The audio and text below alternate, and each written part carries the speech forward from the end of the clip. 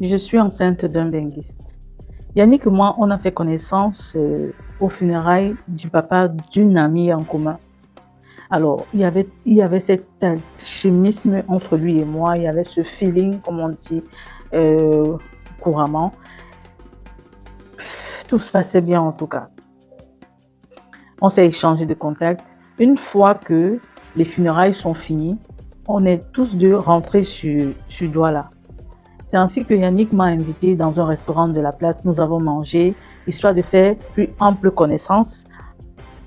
On a échangé et tout. Yannick m'a dit qu'il était célibataire. Je tiens à préciser que Yannick, il a 42 ans et moi 27 ans. Alors, tout se passait bien, mais sauf que Yannick n'avait plus assez de temps à faire au Cameroun. Donc, quelques jours après notre conversation, notre prise de connaissance, Yannick est rentré en France. Une fois qu'il est rentré, il est retourné en France, Yannick et moi, on était toujours en contact. Tous les jours, on se parlait comme deux personnes amoureuses, comme deux personnes qui désiraient la même chose. On se parlait tous les jours, sans relâche. C'était une fusion entre nous, entre Yannick et moi. Nous nous sommes parlé au bout de 6 mois. C'est ainsi que Yannick prend la décision de venir au Cameroun et ça pour faire des choses normalement parce que il faut dire que ça allait tellement vite que Yannick m'a fait comprendre qu'il venait pour faire le toqué-porte chez mes parents. On a tout organisé, Yannick est venu, nous avons fait le toqué-porte, tout s'est très bien passé. Franchement, je ne m'attendais pas, je vivais le bonheur. Une fois que nous avons fini le toqué-porte, Yannick et moi, nous avons décidé d'aller à Kribi, histoire de passer du bon temps et tout. Il s'est passé de belles choses entre nous et tout. On est des adultes, donc vous comprenez forcément de quoi je parle. Yannick a fait 3 semaines au Cameroun. Après nos vacances à Kribi, Yannick est retourné en France.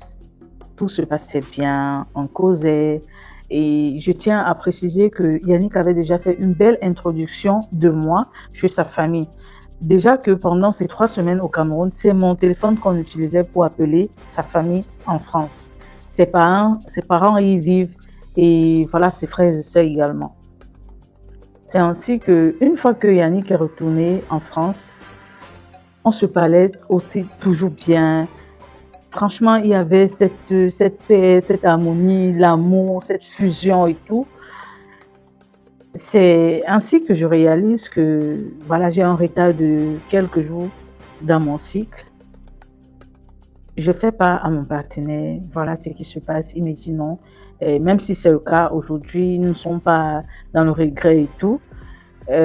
Si c'est le cas, c'est franchement c'est une bonne nouvelle et tout. On était très heureux, il était ému parce que c'était carrément son premier enfant.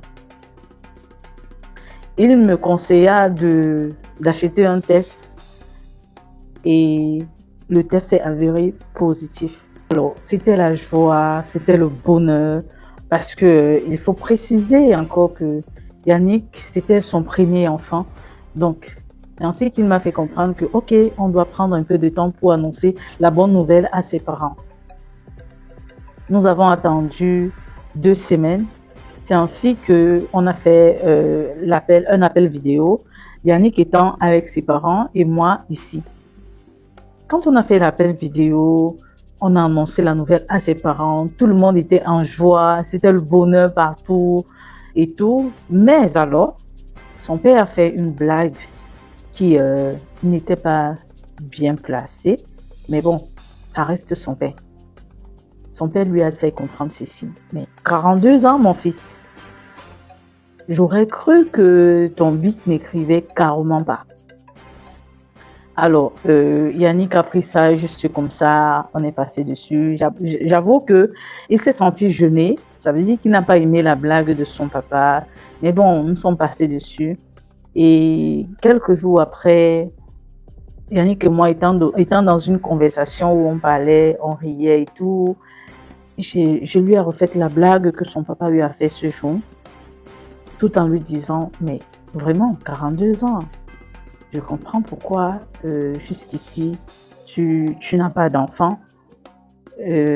certainement tu avais des problèmes. Comment tu as pu rester jusqu'à 42 ans sans avoir d'enfant?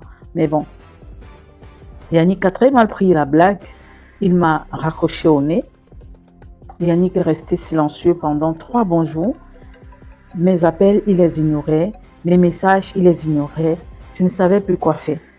Je me suis tournée vers ses parents qui m'ont dit non, laisse, ça va passer. Alors, je suis restée tranquille. Une semaine après, Yannick me contacte.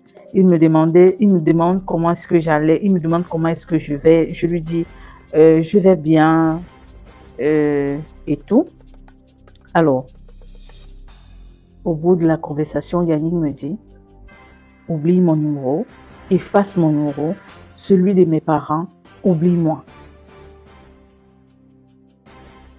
Honnêtement, j'aurais cru que c'était une blague comme celle que j'avais mal placée.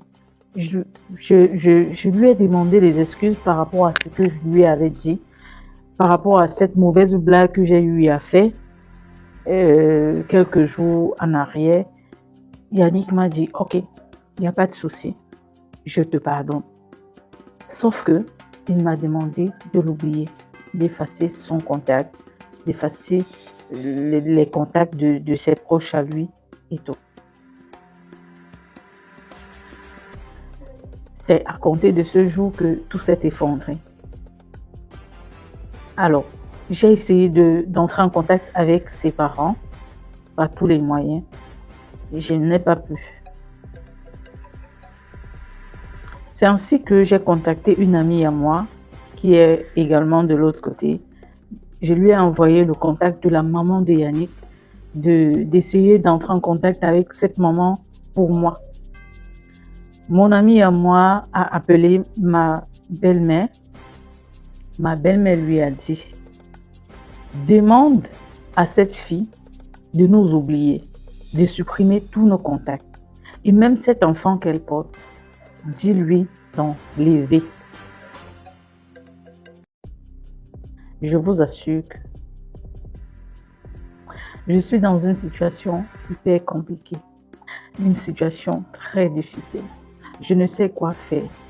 Je ne sais pas si je vais garder cet enfant ou si je dois effectivement faire ce que ma belle-mère m'a demandé de faire et complètement les oublier. Je suis déboussolée. Je suis dévastée. Je ne sais quoi faire. Je suis perdue. Je vous en prie, aidez-moi. Conseillez-moi. Vous à ma place, qu'aurez-vous fait? J'attends de vous lire un commentaire. J'attends de lire vos expériences. Pour celles qui sont passées par là, je vous prie de me laisser un message en commentaire. Je n'attends que ça. Merci. Bienvenue au laboratoire photo Vision Pro. Le laboratoire Vision Pro vous ouvre ses portes du côté de Yaoundé, au quartier Ekounou, avec une machine de dernière génération. Le laboratoire Vision Pro vous propose le service d'impression photo sur petit et grand format, toutes les dimensions confondues. Vision Pro, tu restes Le laboratoire Vision Pro est professionnel pour les agrandissements photos de toutes les dimensions. Imprimez les photos de vos tablettes, téléphones et smartphones au laboratoire Vision Pro à un prix imbattable, défiant toute concurrence. Le laboratoire Vision Pro est situé à Yaoundé, à 200 mètres, venant du carrefour Ekounou, à votre droite, et à 400 mètres, venant de Carrousel, à votre gauche. Numéro de téléphone 672 30 37 85 697 39 27 28.